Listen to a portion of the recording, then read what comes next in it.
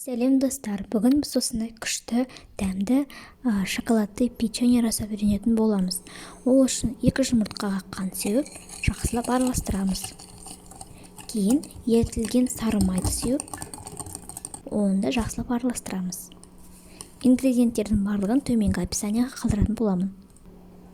Содан соң електен өткізілген ұнды сеуіп, оны да қамыр болғанша илейміз. Сосын оны тоңазытқышқа жібереміз. Оған дейін шоколадтарды үгітетін боламыз. Одан соң екеуін араластырып, духовкаға печеньеларымызды орналастырамыз. Духовканы алдын ала қыздырып алған дұрыс болады.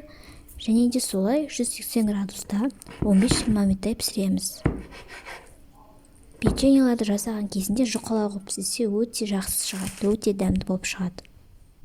Міне дайын болды, өте оңай, керемет. Іші қатты, жұмсақ деймін.